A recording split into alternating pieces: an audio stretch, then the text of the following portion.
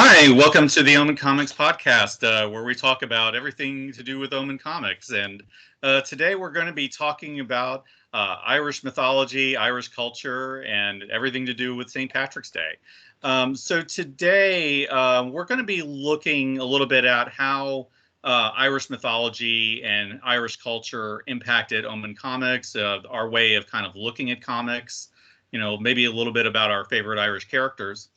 And I think that especially comes into play when we start talking about White Druid and Michael Nero. And in fact, in the name, you can see that we deal with a lot of Druidic lore and, these kinds of things that come from Ireland. But particularly in the character of the White Druid, because he's based on an actual mythological figure, Lugh of the Long Arm. And he's actually a god who is pretty well known in Irish mythology. He was someone who was majorly involved in the battles between the Tuatha and the Fomorians, their ancient enemies. So you have this group of gods, and you have another group of, kind of monstrous beings, but they're, basically similar in their ancient battles. There was a bit of overcoming with Lugh growing up being half Fomorian. Yeah, I was just about to get into that. Because Lugh's father was of the Tuatha and his mother was of the Fomorians, this kind of makes Lugh in many ways unique among them. And that's one of the things that kind of interested me, was this aspect that, he is basically a god of, kings, of justice, of, rulership. He's worshipped as a sun god, as a storm god. He has all of these aspects.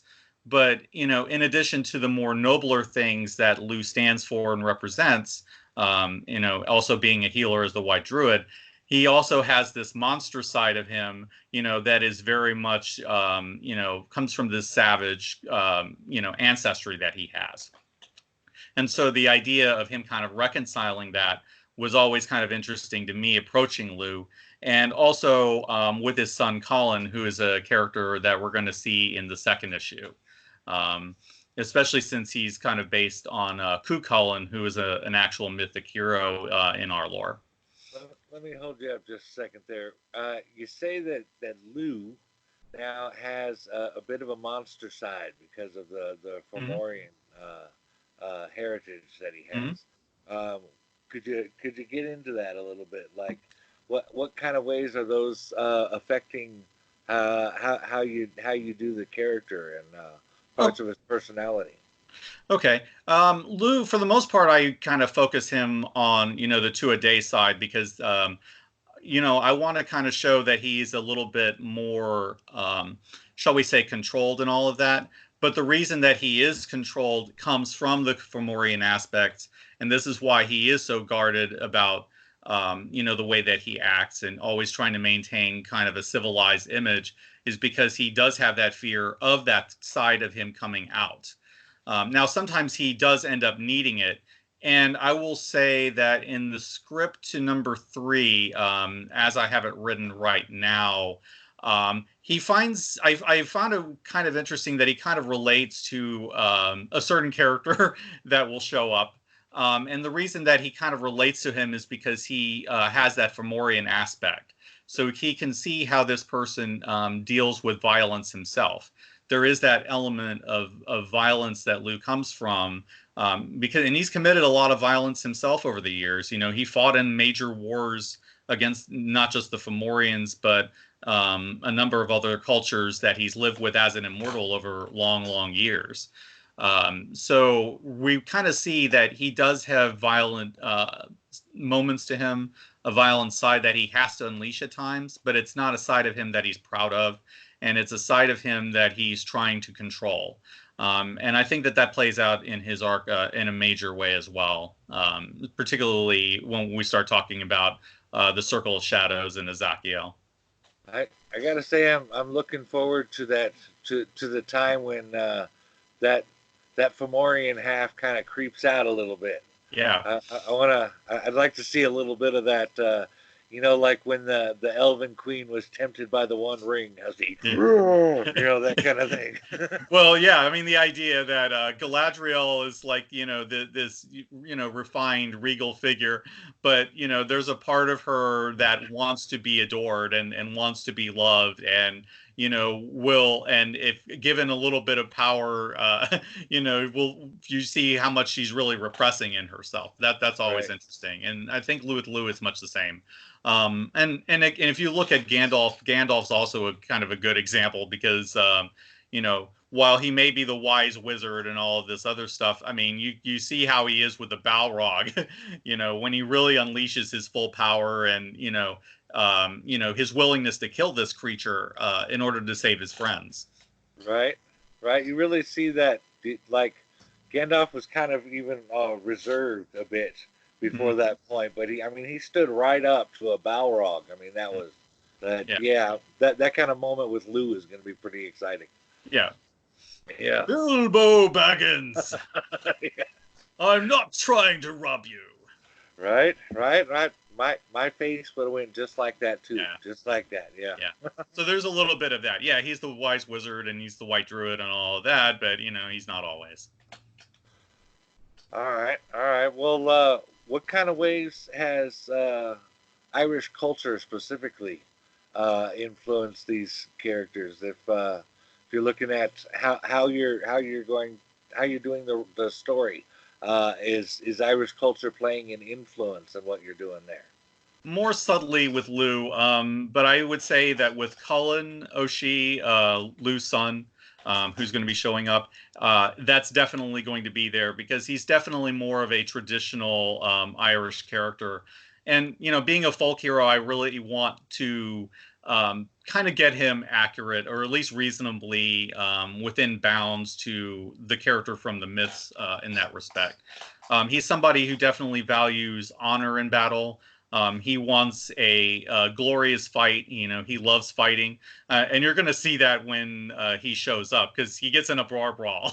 That's the first time that we see Cullen. He's drinking and fighting and having a good time, and that's Cullen.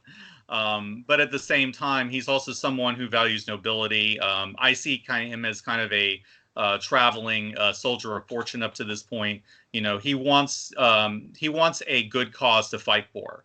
He wants something that is worth fighting for, and that's something that he hasn't had a whole lot over the centuries. So, when he gets the call that, yeah, your dad is, going up against the end of the world, Cullen's response is, yeah, there's no way I'm missing out on that. I'm in on this fight. Right. There's no way that you can keep me out of this, Dad.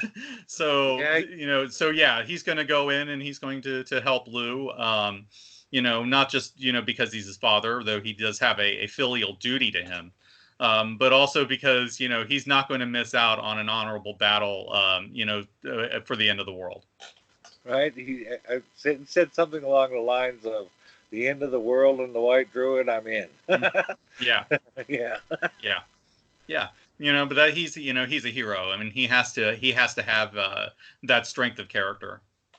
There's an interesting aspect in Irish culture. I'm not sure if it's all that common in many cultures, but when it comes to fighting in particular, um, they are particularly honored when they fight somebody who's considerably tougher than them. Like they Mm-hmm. could easily lose this fight, but they stand up anyway. And even if they lose, they're Mm-hmm. still held in high honor because they stood there and fought. Yeah, Um, does and that for does that affect how Cullen views fighting as well? Oh, that's very much part of it. I would say that any kind of threat that he would see as being world-ending, that's something that Cullen wants to be a part of, because it gains him glory and honor and all of these things. I mean, in addition that he's doing it for the right reasons, which is, he's trying to help his dad. Right. And so he has all those sort of things involved. But I would say, yeah, I mean, the fact that going up against, he's looking forward to fighting opponents that he can't beat.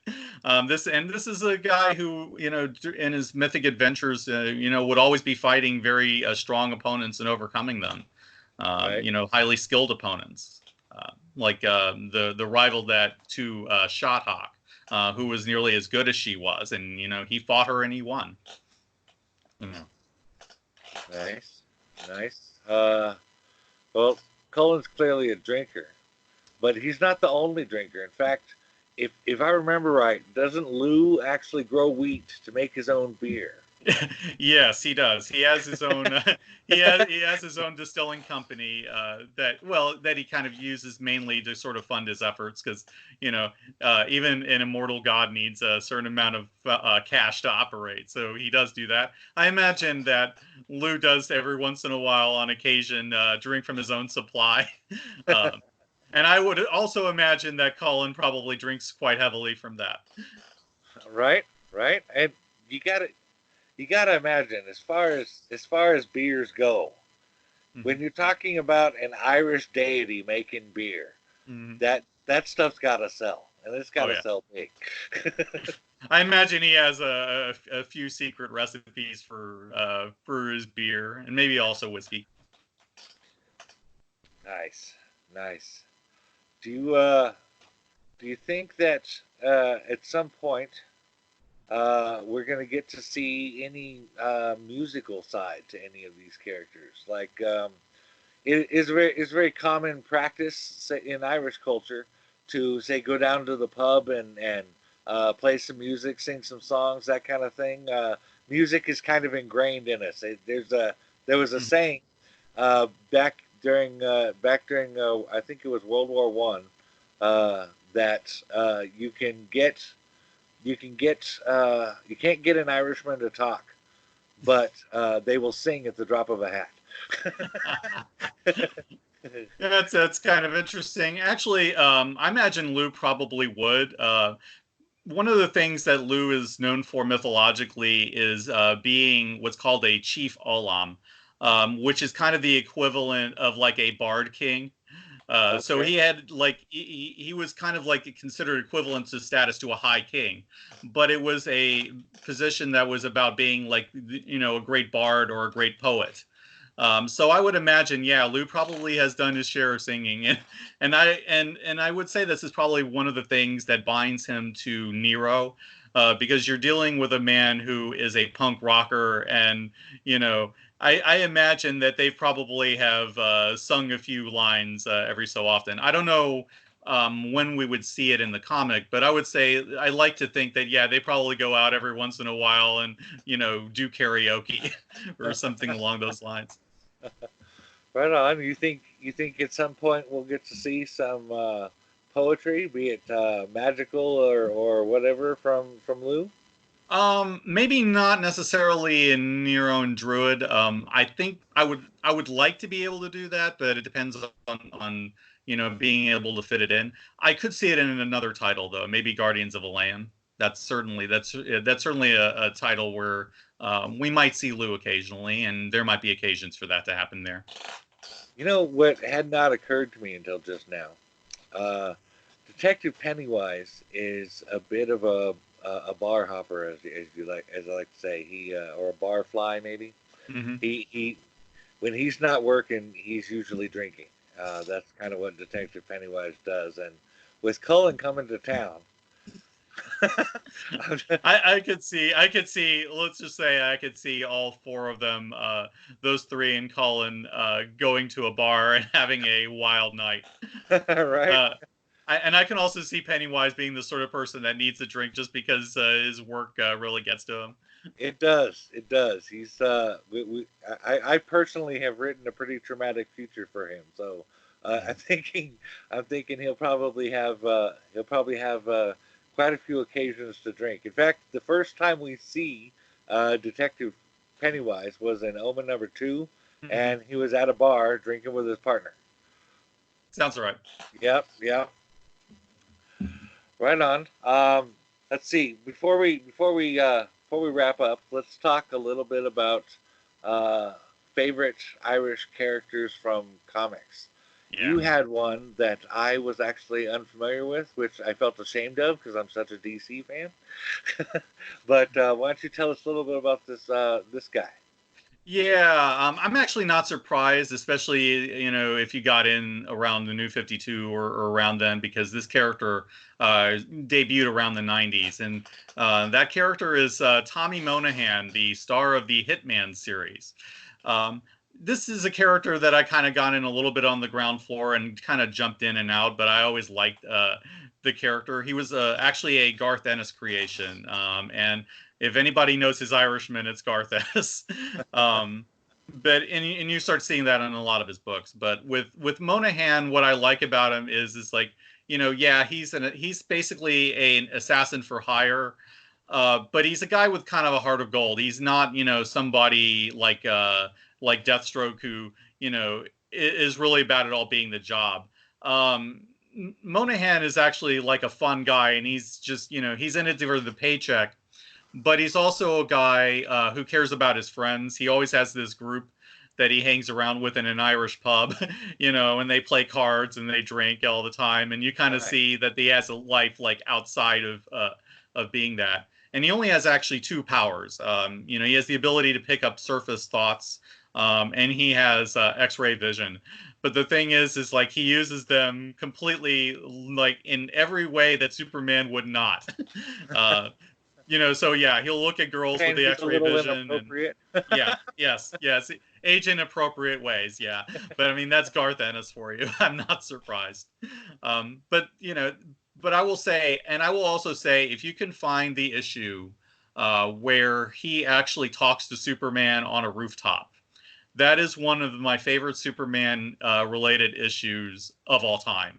Really? Because all of it is about the idea that Tommy Monahan is an immigrant, and he connects to Superman because Superman is an immigrant from Krypton, Right. and a lot of it is talking about what Superman, represents at his best, because Superman himself is not aware of this because he's too noble. He's not going to think of himself in those terms, but Right. Tommy will, because he is an outside viewpoint. He's very much a normal man viewpoint. And so he sits down with Superman on a rooftop, and they just, talk about the American dream, and, how Superman at his best represents this. And and then Right. Superman flies off at the end, and then Tommy waits for his target to come out of hiding, and then he shoots him. So yeah, this is the kind of stuff that Garth Ennis was doing with the character, and I would like to like finish more of the series, but he's a really awesome character. Uh, Ennis does do Irish characters well. One of my favorites has got to be Cassidy Yeah, from Preacher. yeah, that's another great one. Yeah. Yeah, I like that he actually like used the troubles in Ireland as actually a basis of for his backstory. That was quite well done. Yes. Yes. Quite well done. I think.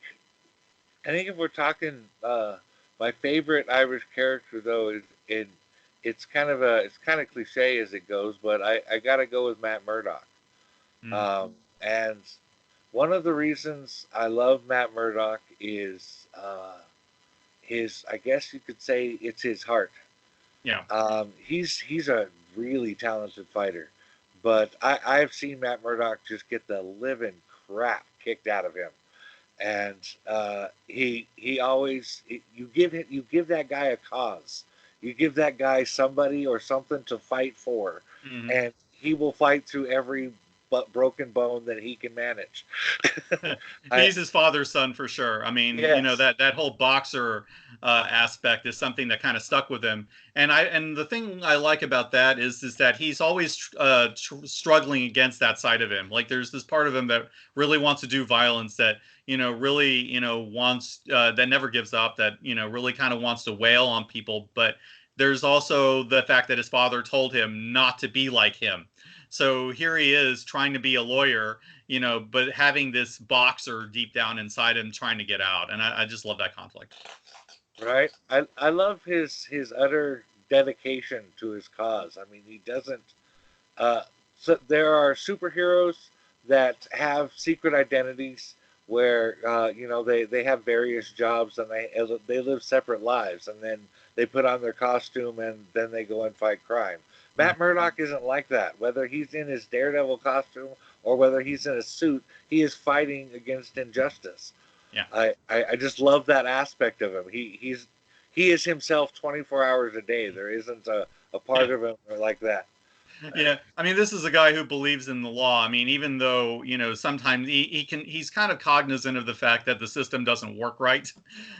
So Daredevil does all the things he can't do as a lawyer. But I do kind of like the idea that, he tries to make the system work as a lawyer. And then when it doesn't work, that's when the red suit comes out and the ninjutsu comes out, and he starts beating the crap out of supervillains. Right. I really love that. I really love that aspect of him. I love that he's kind of like you were saying. It's almost like a checks and balances kind of thing, where Yeah. He's trying to support this legal system and go about it the right way. But there are simply times, as the Punisher always likes to point out, that just simply does not work. Yeah, as the Punisher loves to remind him every time they fight. Yes. Oh yeah, good stuff. Mhm. Well, are you doing anything for St. Patrick's Day? I hadn't really thought about it. It's still kind of a little bit off for me, but It's I 2 days away, man. Yeah. I never planned that far ahead, to quote Humphrey Bogart. But I don't know.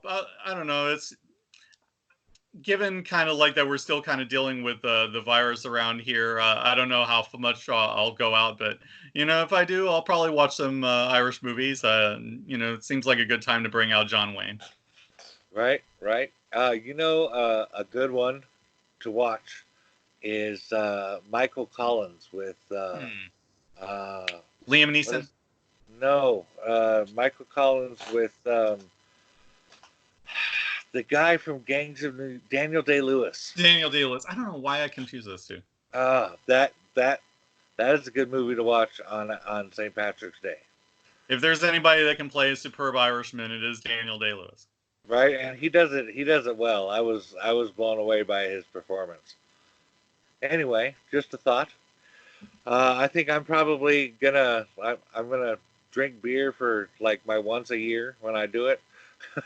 Yeah. Listen to some Dropkick Murphys, maybe a Yeah. little Real McKenzie's, and call it a day probably. Sounds pretty good. All right, well, thanks for listening, and thanks for chatting with me, Steve. Yep. And I guess we will chat at you guys later. Yep. See you next time.